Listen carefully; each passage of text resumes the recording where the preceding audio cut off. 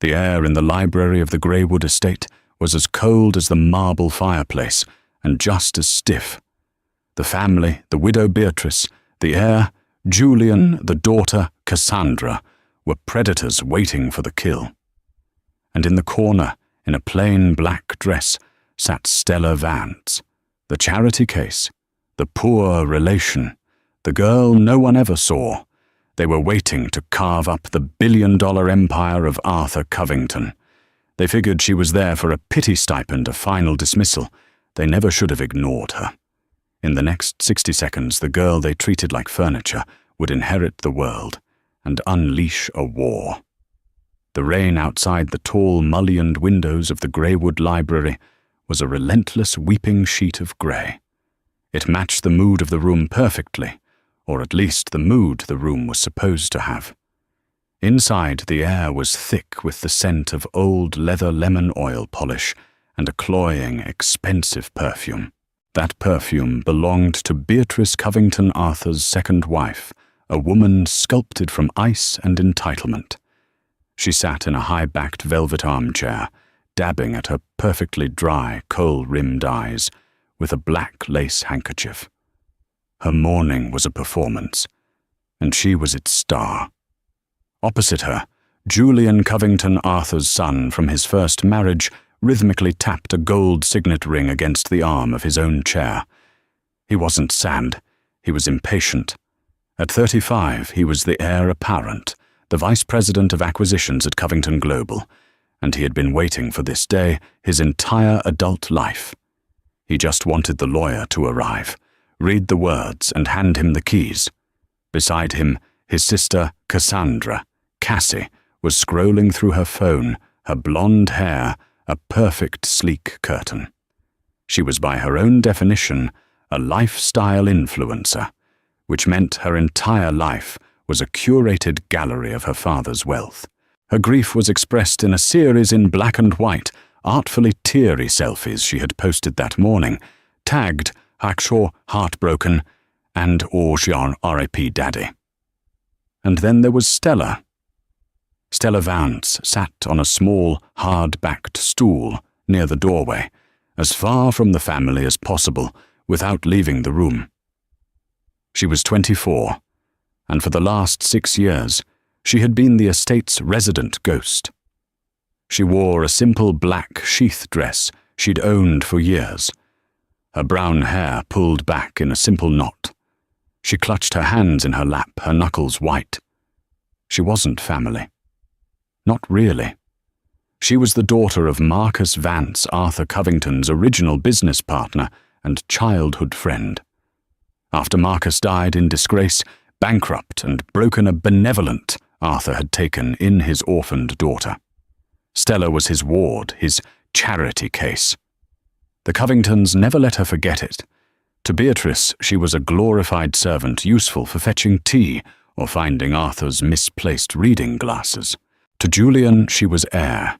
He looked through her as if she were a window pane. To Cassandra, she was a prop for occasional feigned kindness, a project. Stella had spent her time at Greywood in the shadows. She learned to be silent, to be helpful, to anticipate needs before they were spoken. But her real life happened in this very library late at night with Arthur.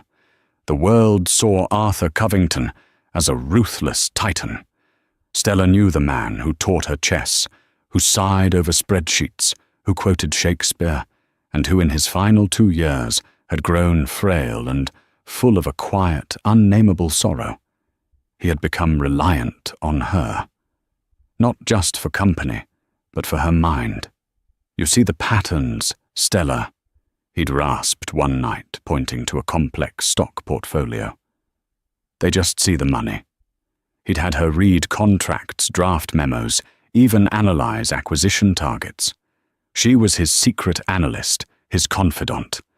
The family, of course, saw none of this.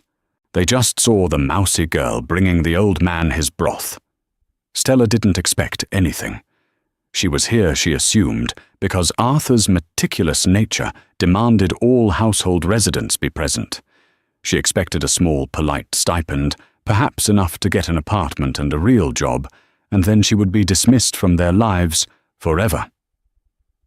The thought was both terrifying and a profound relief. The heavy oak doors of the library swung open. Alistair Finch Arthur's long-time attorney entered. He was a tall, gaunt man who looked as though he'd been carved from the same ancient wood as the shelves. He carried a single thick leather briefcase. Beatrice, Julian, Cassandra. He nodded curtly, his eyes scanning the room. His gaze landed on Stella, and for a fraction of a second, his expression softened with something that looked almost like sympathy. He then looked at the Covingtons, and his expression hardened into one of pure, unadulterated duty. "Alistair, thank you for coming on such short notice," Beatrice said, her voice a tragic, breathy whisper. "Let's just get on with it, Finch," Julian snapped, finally stilling his tapping fingers. "We all know what he wanted. I have a company to run." Mr. Finch placed his briefcase on the massive mahogany desk that had been Arthur's. He clicked the brass latches open. "The reading of the last will and testament of Arthur Leopold Covington. I will dispense with the usual preamble, as per Arthur's written instructions." He was not a man who enjoyed verbosity. He cleared his throat, pulling out a document bound in a blue legal cover. The room was utterly silent, save for the ticking clock and the drumming rain. "First," Finch began, "the minor bequests. To the staff of Greywood, a trust of $5 million is established to be shared amongst them, based on years of service, ensuring their pensions and salaries for life." Beatrice nodded, a magnanimous queen pleased with her king's noblesse oblige. "Second, to the Metropolitan Museum of Art, a donation of $20 million specifically for the new Beatrice Covington wing of modern art." Beatrice preened. This was her legacy secured. "Third," Finch continued, his voice monotone, "to my wife, Beatrice Covington.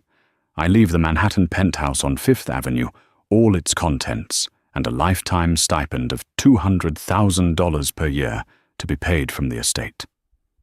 The silence that followed was no longer respectful. It was sharp, brittle. "What?" Beatrice's whisper was a hiss. The penthouse was worth $50 million, but the stipend, it was an allowance, an insult. "Alistair, that must be a mistake. The rest of the liquid assets, the properties. The will is quite specific." "Beatrice," Finch said, not looking up, "the stipend is contingent on your continued discretion and refraining from any public action that might tarnish the Covington name." Arthur was clear. "Tarnish," she gasped, clutching her pearls. "Fourth bow," Finch read on, ignoring her.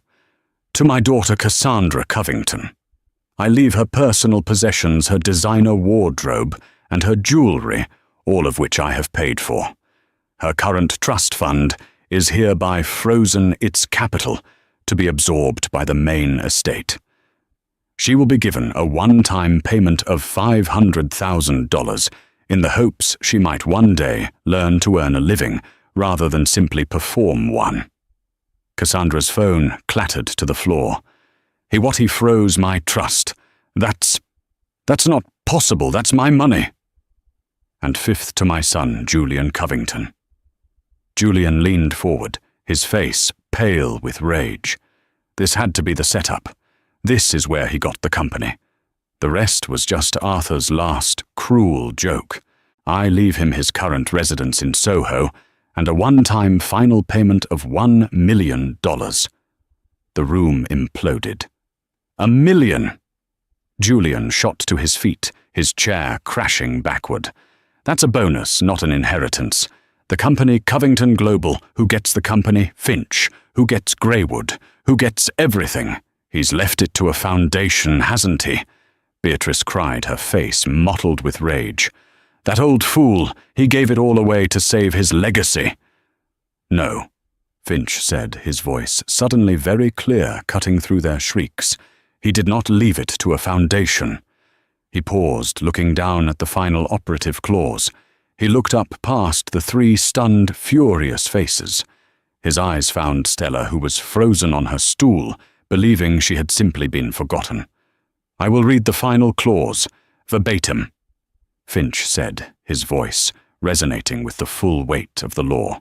"All the rest residue and remainder of my estate, both real and personal, including but not limited to my controlling interest in Covington Global, the Greywood estate, and all its lands, my art collection, and all other assets I leave to the one person who has been loyal without price, who has shown intelligence without arrogance, and who understood the work of my life when my own blood saw only its spoils. I leave everything to Ms. Stella Vance." For 3 full seconds, the only sound was the clock. Tick, tock, tick. Stella felt the blood drain from her face, a cold, rushing void. The room tilted, her ears filled with a high-pitched whine. Ms. Stella Vance. It couldn't be. It was a different Stella Vance. It was a mistake. A cruel, terrible joke. Then the teacup and saucer she hadn't realized she was holding, brought in earlier by the housekeeper, slipped from her nerveless fingers. It hit the marble floor with a brittle, definitive crash. The sound broke the spell. "No!" Beatrice's scream was not one of grief. It was a raw, primal sound of pure, unadulterated rage. It was the sound of a queen being dethroned. "That thing!" Cassandra shrieked, her voice cracking into an ugly, shrill register. She pointed a trembling, manicured finger at Stella. That mouse. The charity case. She gets everything." Julian was more terrifying. He didn't scream. He turned his face a mask of purple fury and advanced, not on Stella, but on Alistair Finch. "You bastard!" Julian hissed, jabbing a finger at the lawyer's chest. "This is a forgery. This is a fraud. She manipulated him. A dying, senile old man. She coerced him. You were in on it, weren't you, Finch? Get your hands off me, Mr. Covington," Finch said calmly, not flinching as Julian gripped the lapels of his suit. "The will is ironclad." "Ironclad? We'll see. I'll have you disbarred. I'll have her in prison."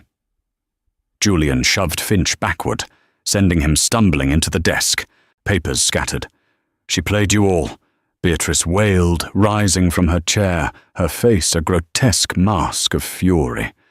The quiet little orphan. Oh, she was quiet, all right. Quietly sinking her claws into him. She poisoned him against us. His family.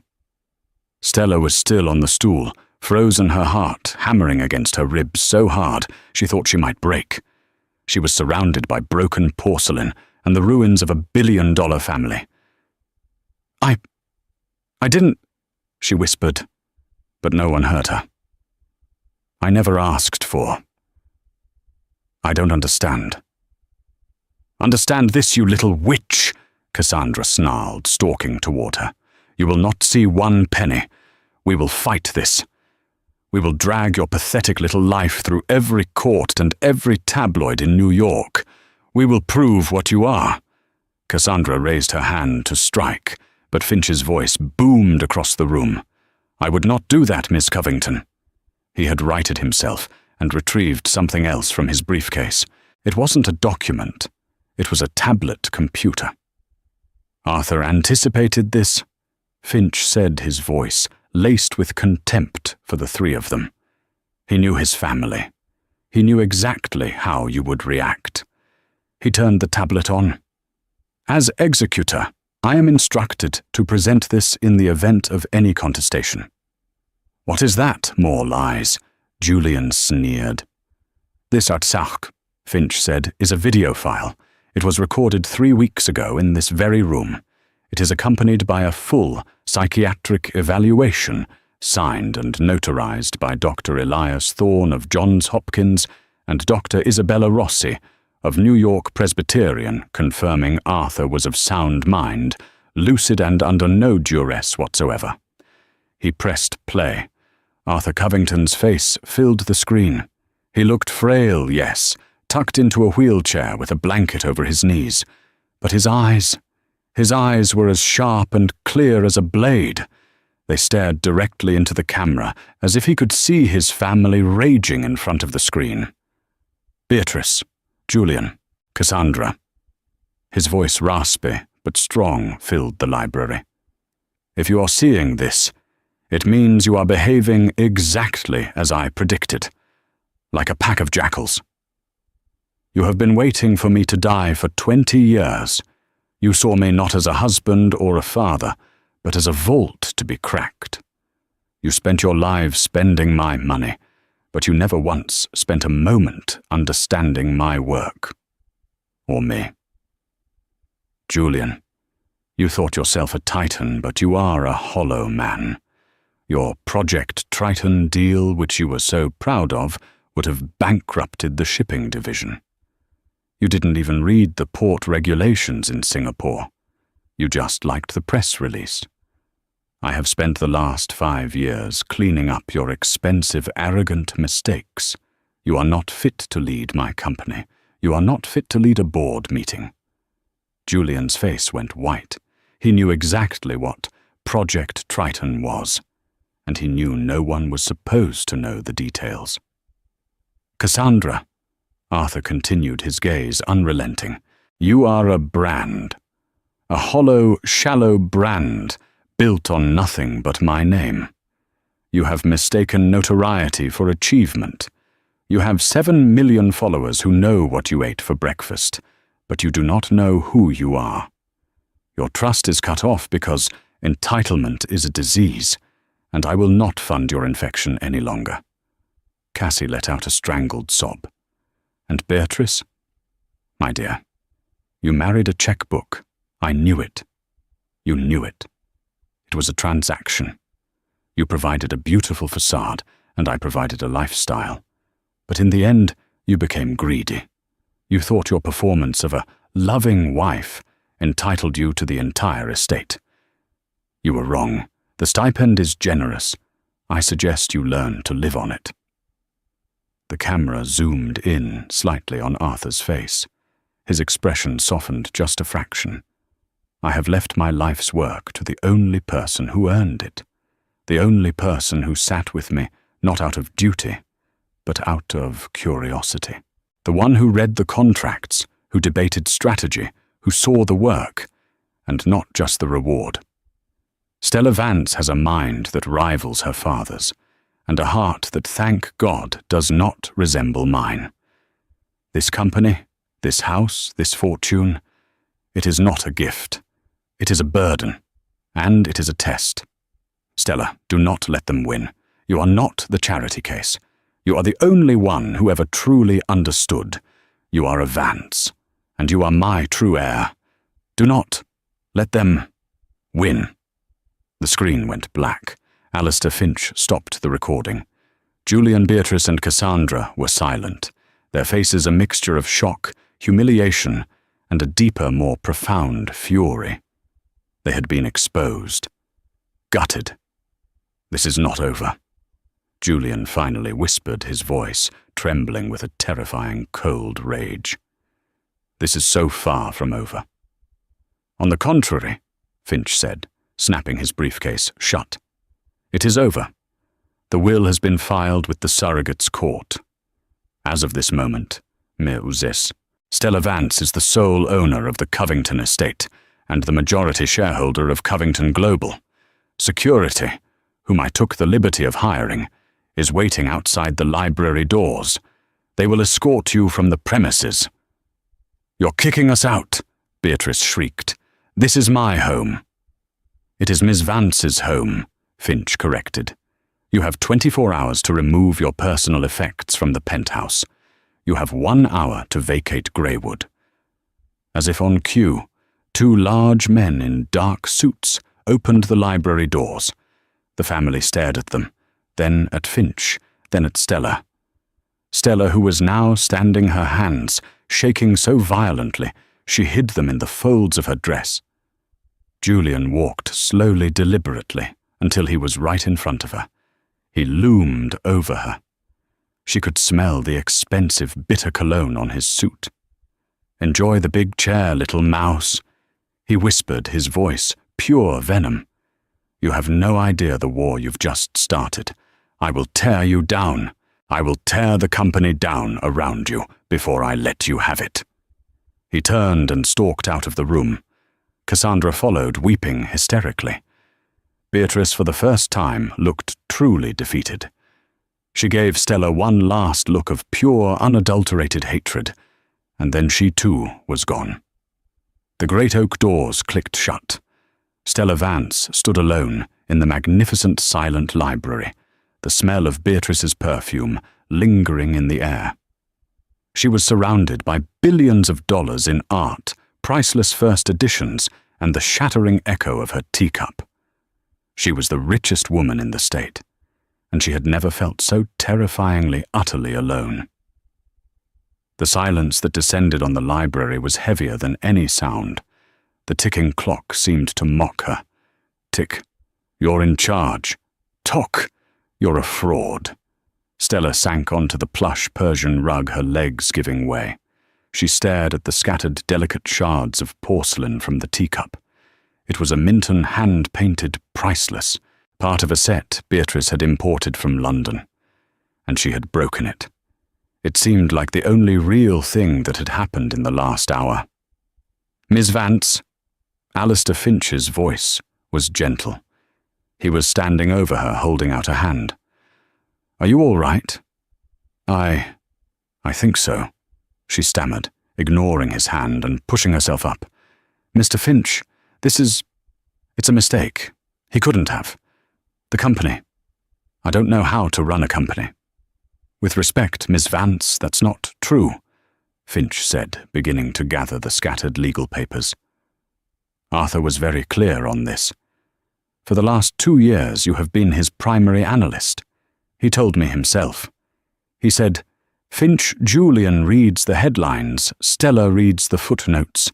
She's the one who caught the indemnity clause in the Hamburg deal. She saved us 9 figures. Stella blinked. He told you that. He told me everything. He's been planning this for a very long time. He wasn't just testing his family. He was training you. The weight of that settled on her. The late nights she thought were just an old man's loneliness. They were lessons. The contracts he'd had her review. They were exams, the chess games. They were strategy sessions. What do I do now? She asked, her voice small. Now. Finch said, you survive. The Covingtons will not go quietly. Julian is already on the phone with his lawyers. They will file for an injunction. They will claim undue influence, diminished capacity. They will paint you as a monster. But the video, Dr. Thorne, it helps. It's a strong defense. But in the court of public opinion, a grieving family is far more sympathetic than the gold-digging ward. The tabloids will have a field day. And more importantly, there is the company. He handed her a slim, encrypted hard drive. This was from Arthur. He called it the Armory.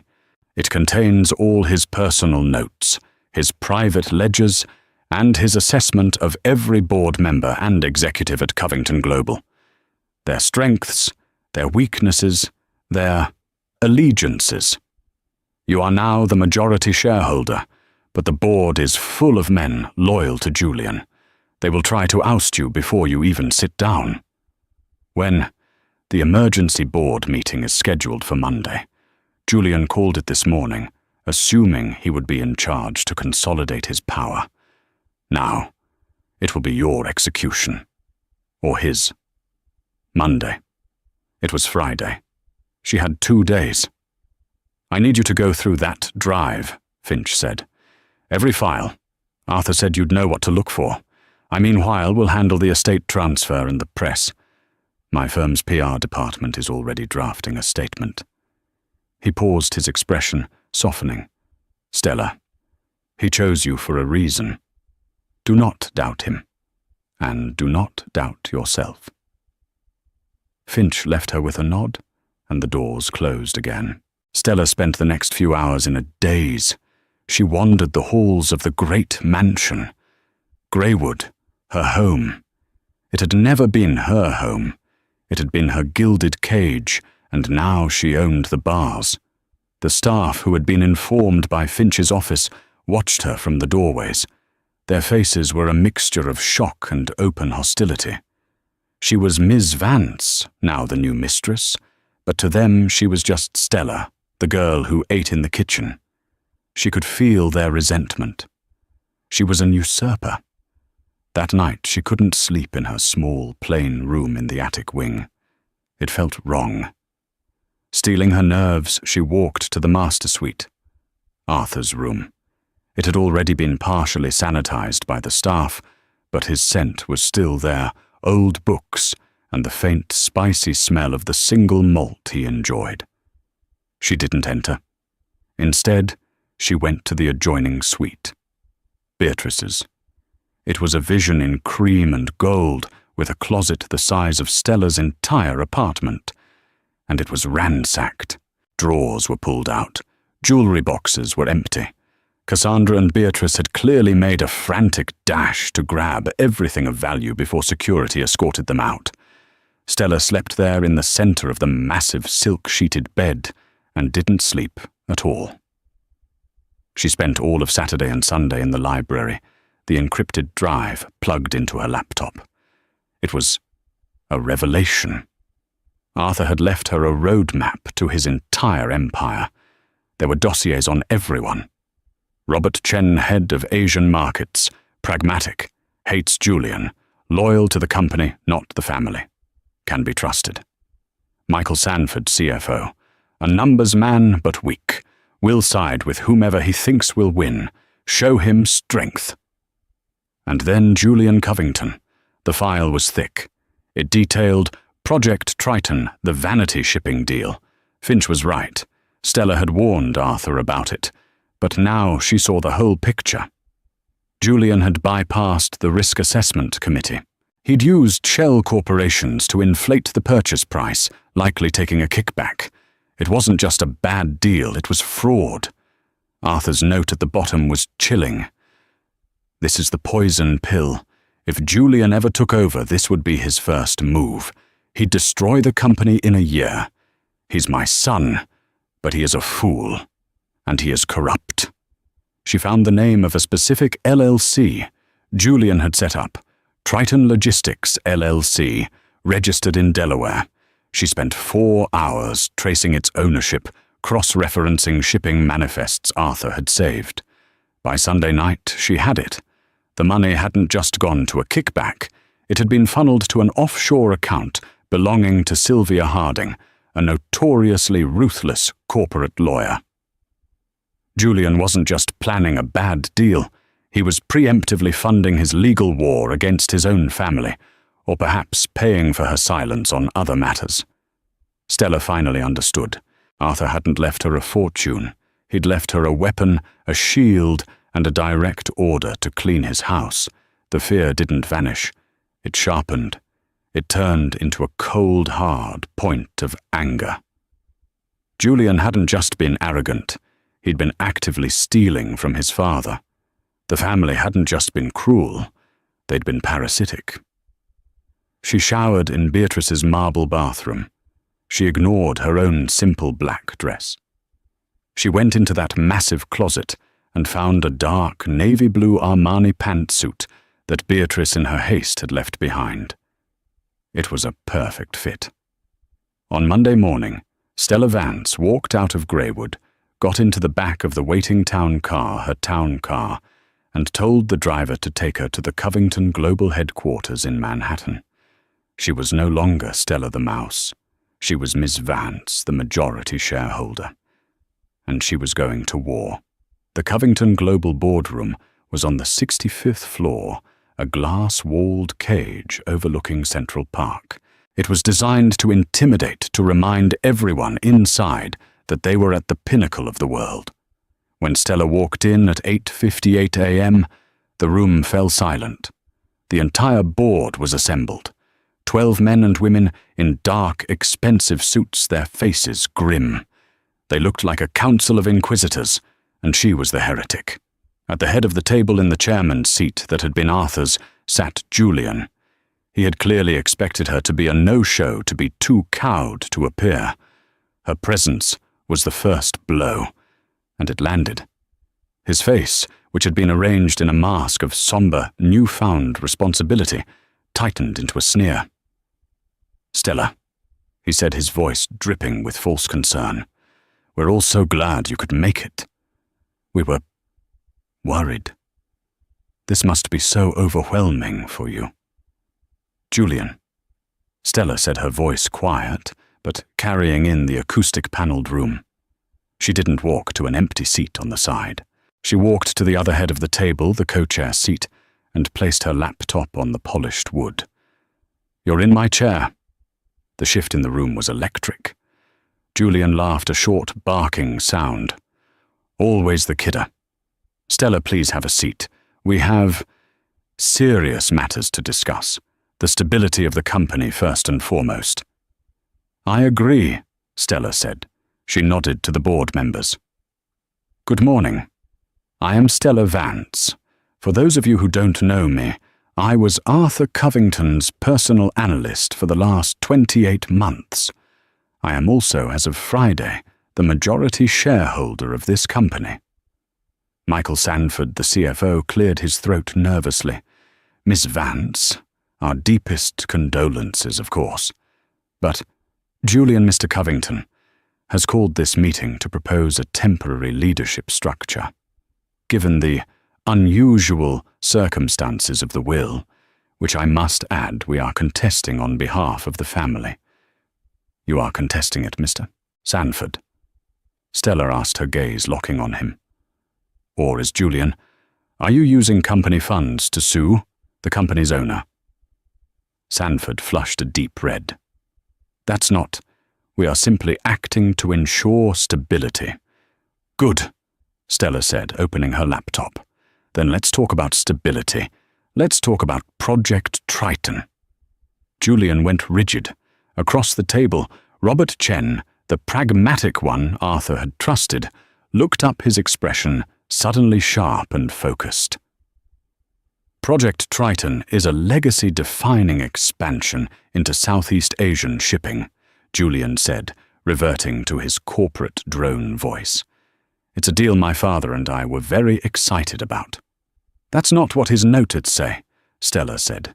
"His notes say, and I quote, 'Julian's folly, a black hole.'" And he was right. She plugged her laptop into the projector. The main screen flickered to life. It wasn't a PowerPoint. It was a flowchart. Project Triton, as you've been told, is an acquisition of 7 Singaporean shipping lanes. Stella began, her voice gaining strength.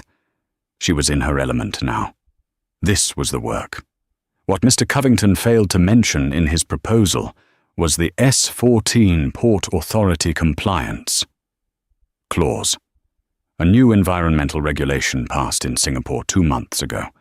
To upgrade the required fleet to meet it would cost this company an estimated $200 million. An expense that isn't in your budget, Mr. Sanford. Sanford looked like he'd been slapped. I wasn't aware of that clause." "Of course you weren't," Stella said. "It was buried in Appendix F. But that's not the real problem. The real problem isn't incompetence, it's fraud." She clicked to the next slide. It showed a series of wire transfers. Julian, Mr. Covington, pushed this deal through his own Special Projects subdivision. He did so by creating a shell intermediary, Triton Logistics LLC, to broker the deal. He claimed this was to fast-track the acquisition. In reality, it was to inflate the price. The sellers in Singapore agreed to a price of $450 million. This board, however, was told the price was $525 million. Where, she asked, her voice dropping, did the other $75 million go, Julian? Julian was on his feet. "This is libel. This is confidential. You have no right. I have every right. It's my company, and my money." Stella clicked again. A bank statement for an account in the Cayman Islands. "It went here. An account opened by Triton Logistics. An account for which the sole signatory is—" She clicked again. A name. Sylvia Harding. The name hung in the air. Everyone in that room knew who Sylvia Harding was. She was the most feared, most ruthless, and most expensive corporate lawyer in New York. The Piranha. "Why?" Stella asked, her voice dangerously quiet. Was $75 million of company money funneled to Ms. Harding's private offshore account, Julian? Were you prepaying for her services to contest my father's will, or was it to cover up the fraud you've been committing for the last year? The boardroom was a tomb. The board members were staring at Julian, their expressions a mix of horror and dawning comprehension. They hadn't just been passed over for a mouse, they had been actively betrayed by the heir. "She's lying," Julian roared. She's twisted the data. It's a retainer. For corporate defense. A $75 million retainer. Robert Chen spoke for the first time, his voice a low, powerful rumble. "Mr. Covington, the board has been asking for the Triton files for 6 months. You told us they were proprietary and sensitive. Now I see why." Chen turned his chair, angled it away from Julian, and faced Stella. "Ms. Vance," he said, with a respect that stunned her. "What is your recommendation?" Stella took a deep breath. This was the moment. The pivot. "My recommendation? No, my directive," she said, "is threefold. First, we cancel Project Triton effective immediately. We eat the kill fee. It's better than the alternative. Second, we commission a full independent external audit of Mr. Covington's Special Projects Division, going back 5 years. Mr. Sanford," she said, locking eyes with the terrified CFO, "you will cooperate fully or you will be terminated for cause." Sanford nodded, swallowing. "And third," she said, looking at Julian, who was shaking with rage, "Mr. Julian Covington is hereby removed from his position as Vice President, removed from this board, and suspended from this company effective immediately. Security will escort him out." "You can't," Julian sputtered. "I can," Stella said. "I am the majority shareholder. I'm acting to protect the company from an officer who has clearly breached his fiduciary duty. I call for a board vote." "Aye," said Robert Chen, his hand shooting up. "Aye," said another board member. "Aye," said another. One by one, the hands went up.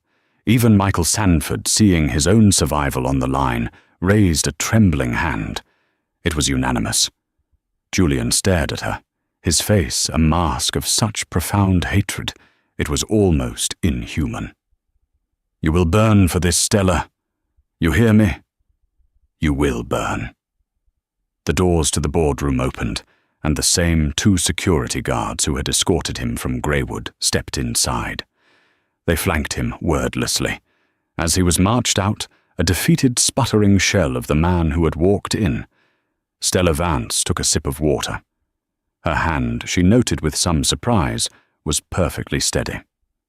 She turned back to the stunned board. "Now," she said, clicking off the projector and closing her laptop. "Let's talk about the real state of this company. Mr. Chen, I've read your memos on the Shanghai markets. I have some ideas." She had walked into the lion's den, and the lions had just watched her take down the king of the pride. She wasn't just the heir. She was the boss. Stella won the boardroom battle, but Julian's whispered promise of war had only just begun. The Covingtons couldn't fight her on facts, so they attacked her on perception. The day after the board meeting, the New York Post cover was a full-page, unflattering photo of Stella taken years ago, looking windswept and plain. The headline screamed, "The Covington Cobra. How the Charity Case Seduced and Stole a $1 billion empire." The story inside was a masterpiece of fiction, fed to the press by a grieving family friend. It painted Stella as a cunning sociopathic manipulator. It claimed she'd preyed on a grieving senile Arthur, withholding his medication, poisoning his mind against his adored children. Cassandra was quoted extensively weeping about how Stella had stolen her father's last days and banned them from the house. The media storm was instantaneous and brutal. Stella was a late-night talk show punchline. Paparazzi camped outside Greywood and the Covington Global headquarters. Gold Digger, the Serpent, Orphan Annie Warbucks. They were relentless. Inside the company, the staff was divided. The executives who had been at the board meeting were grudgingly respectful, but the rank and file, they read the papers. They whispered in the hallways. Stella was the villain, the usurper. Her authority was paper-thin. Stella felt the walls closing in. She was a prisoner in the 65th floor office, a prisoner in the Greywood mansion. The staff at the house, loyal to Beatrice, became openly hostile. Her meals were served cold. Rooms she requested be cleaned were forgotten. One evening, exhausted and demoralized, she retreated to the library, the only place that still felt like a sanctuary. Alistair Finch was waiting for her. "It's bad, isn't it?" she asked, slumping into Arthur's chair. "It's a manufactured storm, Stella," he said, placing a thick stack of papers on the desk. "And it's working. Sylvia Harding. Julian's lawyer has filed a motion to contest the will. She is petitioning the court for an emergency injunction to freeze all assets and appoint a neutral third-party conservator, who just so happens to be Julian's former college roommate." "On what grounds?" Stella asked, her stomach twisting. "Undue influence, diminished capacity, elder abuse, all of it. The video message is strong, but Harding is stronger. She's painting you as a master manipulator who staged that video. She's demanding access to Arthur's medical records, to his private correspondence." "She'll find nothing," Stella said. "She won't have to," Finch countered. "She just needs to create doubt. She'll drag this out for years. The board will get restless. The banks will get nervous. She'll bleed you dry in legal fees, stall your every move, and make it impossible for you to run the company. Then when you're at your weakest, she'll force a settlement. Julian gets the company and you get nothing." Stella stared at the chessboard, where a game she and Arthur had been playing was still set up. "Checkmate in 3. He wouldn't have left me in a fight I couldn't win," she whispered. He trained me. He gave me the armory, the data on Julian. It was enough for the board, but it's not enough for this." "Why?" She looked around the library. "Why me, Alistair, really? Why, it couldn't just be because I was good at spreadsheets. He kept saying I was a Vance. He kept talking about my father." Finch sighed. "Arthur and your father, Marcus, were complicated. They built this company together from nothing. Covington Vance Industries, it was called originally. Then there was a bad deal, a major development in the 90s that went sour. The company was on the brink of collapse. Marcus, he took the fall. He resigned, taking full responsibility." "I know that," Stella said. "My father lost everything. He was ruined. He died of a heart attack a year later." "That's the official story," Finch said, his voice low. "But Arthur, he always carried a heavy guilt over it. He felt he'd let his partner down. Taking you in, I think it was his way of atoning." "Atoning?" Stella stood up, a sudden cold dread filling her. "Atoning with what a few million he left me billions. That's not atonement, Alistair. That's something else." She went to the drive, the armory. She had focused on Julian's fraud, but she hadn't looked at the old files, the ones marked CV Industries. What if she said, her fingers flying over the keyboard. What if I've been looking at the wrong enemy? She opened a folder labeled Private Ledgers, 1995-1997. They were scanned copies of Arthur's personal notebooks. She scrolled through pages of numbers and then she found it. A folder labeled Marcus. Inside was not a ledger. It was a single scanned, handwritten letter. It was dated the day after her father had resigned. It was Arthur's handwriting, but it was addressed to no one. It was a confession. I did it. I saved the company, but I sacrificed the man. Marcus didn't want to leverage the pension funds. He said it was illegal, immoral. I told him it was the only way. I forged his signature on the transfer. When the auditors came, I pointed them to him. He was the one who resigned, the one who took the fall. He came to me, to this library. He said, "Arthur, you've ruined me. You've ruined my name." I told him it was the cost of business. He left. I saved the company. I saved my family. But I destroyed his. Stella felt the air leave her lungs. Her father hadn't taken the fall. He had been pushed. He hadn't just been ruined. He'd been framed by Arthur. He didn't die of a heart attack, did he? She whispered, looking at Finch. Finch's face was grim. He drove his car off the Tappan Zee Bridge. It was ruled an accident. There was no note. Stella sank back into the chair, the letter blurring through her tears. This whole time, she was living in the house of the man who had destroyed her father. This, she stammered, holding up the tablet. This isn't an inheritance. It's not a gift. It's restitution. Stella. No. Her voice was hard. The tears stopped. A cold, diamond-hard fury settled in her heart. He wasn't atoning. He was paying a debt. He owed this to my father. He owed this to me. She looked at the letter again. This was it. This was the why. But it was also a nuclear bomb. This, she said to Finch, proves that the entire Covington fortune was built on a crime, on my father's ruin.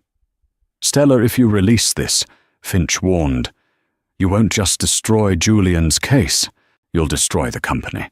The stock will plummet. The SEC will open an investigation. You'll be left with nothing. It will invalidate the very foundation of the wealth. It's not about the money, Stella said. It's about the truth. She looked back at the drive. There was one more file in the Marcus folder. It was an audio file. For Stella, when you're ready. Her hands shaking, she clicked it. Arthur's voice filled the room. Not the strong will video voice.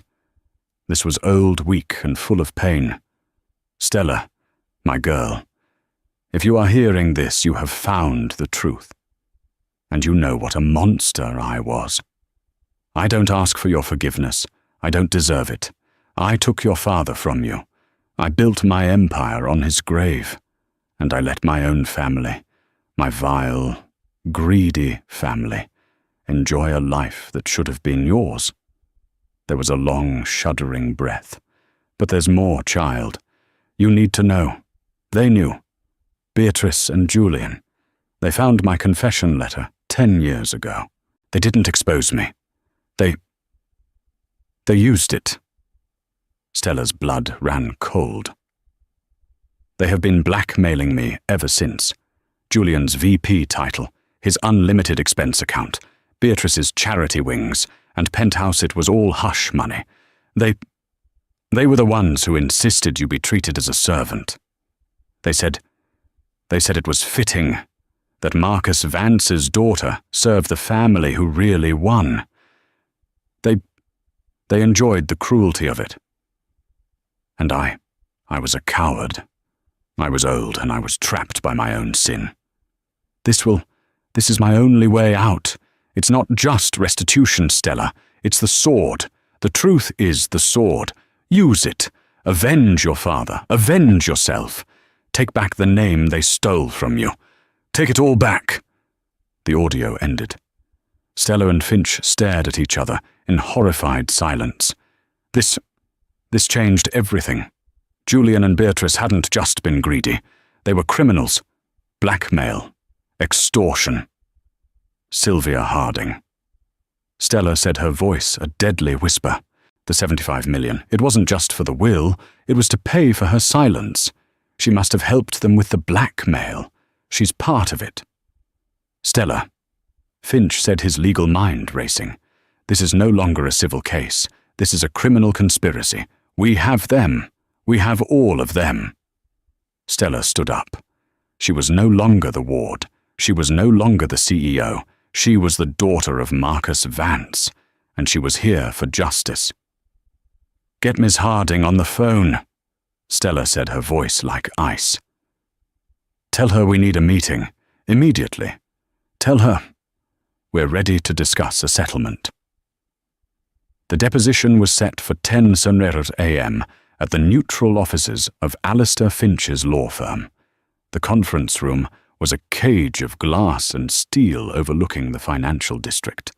Julian, Beatrice, and Cassandra arrived first, a phalanx of entitlement. Their lawyer, Sylvia Harding, was a small, immaculate woman with a shark's smile. She was here for a quick, brutal kill. Mr. Finch. Ms. Vance. Harding began, her voice a polished monotone as Stella and Finch entered. "I'm glad you've seen reason. My clients are prepared to be generous. They will allow Ms. Vance to keep the Greywood estate in recognition of her past service." "You get the house, Mouse," Julian sneered, leaning back. "We get the company. That's the deal. Take it." "How very generous," Finch said, taking his seat. "Unfortunately, we are not here to discuss a settlement." Harding's smile faltered just a millimeter. "Then why are we here? Your client is about to be buried under litigation she cannot win. We have affidavits from staff, from Mr. Covington's own doctors." "You have nothing," Stella said. Her voice, quiet but cold, cut through the air. She placed a small digital audio recorder on the center of the polished table. "What is this, a stunt?" Cassandra scoffed. "Going to play the will video again? No one cares." "This," Stella said, "is not Arthur's will. This is his confession." She pressed play. Arthur's voice, frail and haunted, filled the room. "Stella, my girl, if you are hearing this, you have found the truth.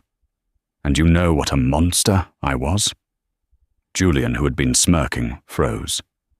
Beatrice's hand, halfway to her water glass, stopped mid-air.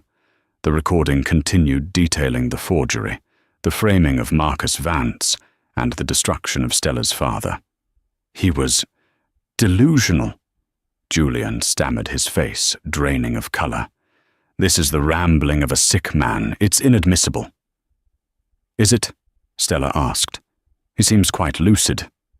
"But you're right. A decades-old crime is messy. It might even destroy the company. No, the real gold is this next part." She let the recording play. "But there's more, child. You need to know." They knew.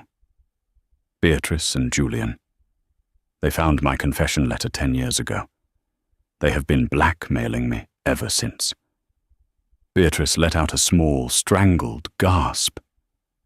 "Turn it off." Julian shot to his feet, his face purple. "That's a lie. That is a deep fake. That is slander."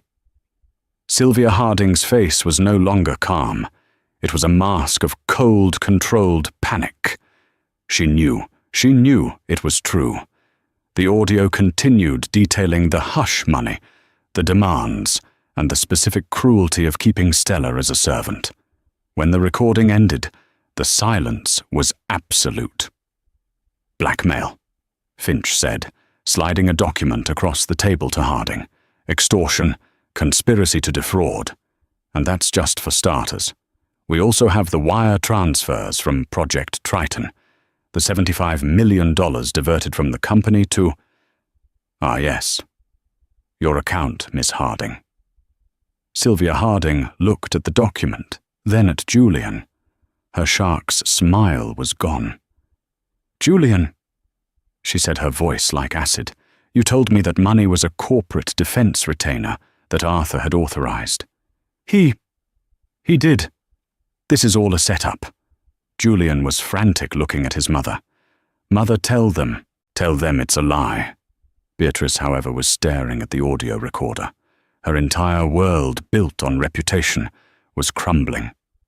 He made us," Beatrice whispered, the dam of her composure finally breaking. Tears, real ones, streamed down her face. Julian found the letter. He said it was leverage, just to protect us. I never knew about the 75 million. "Julian, what did you do?" "Mother, shut up!" Julian roared. "You're falling for her trick." "It's no trick, Julian," Stella said. She stood a silhouette of pure, cold power against the bright window.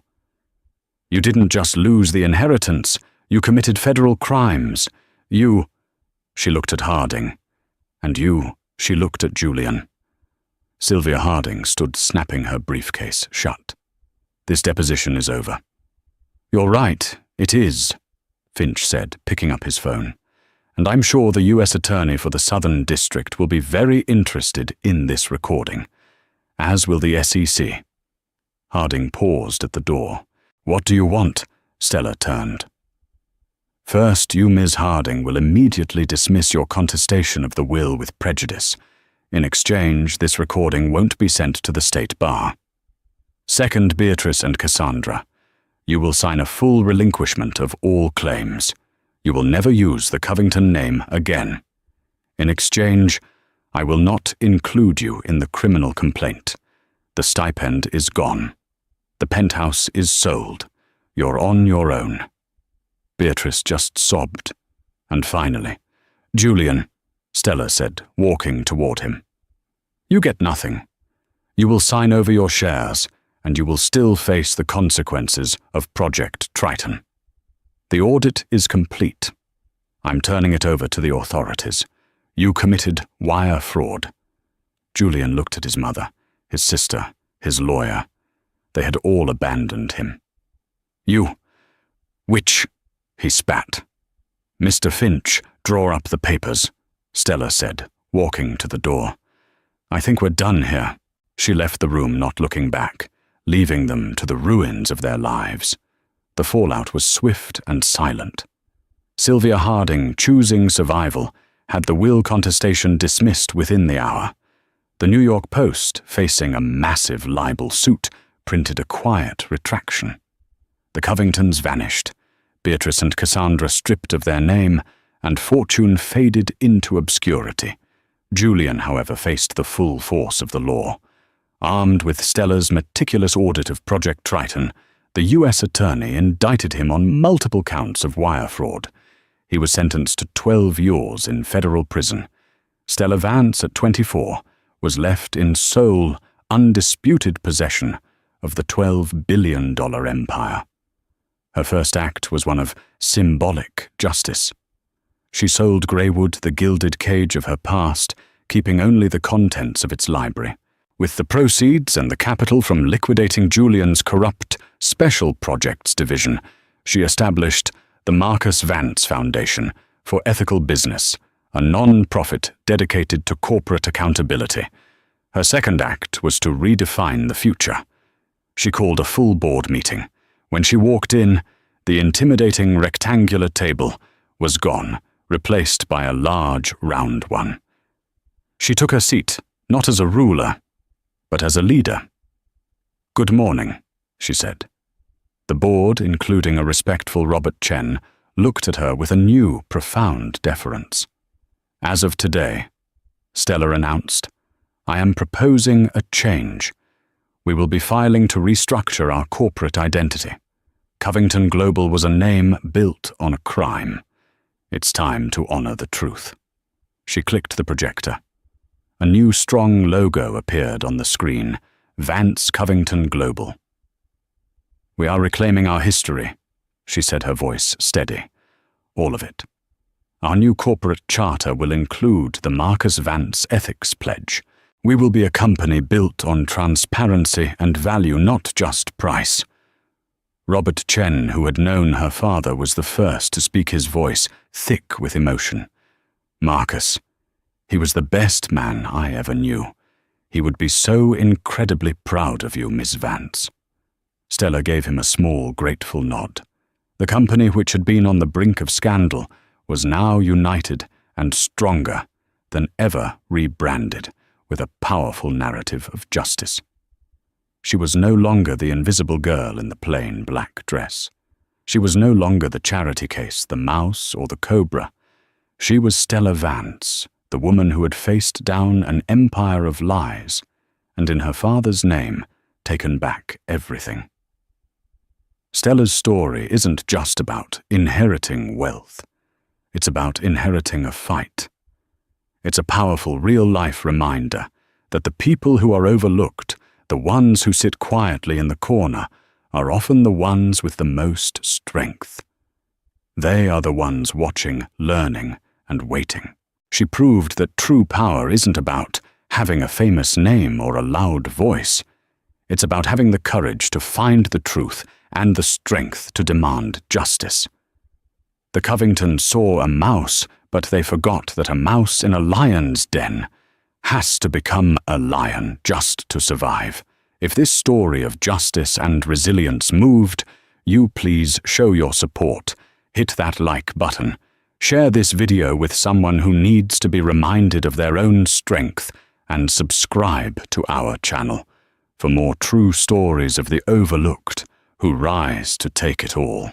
Thank you for listening.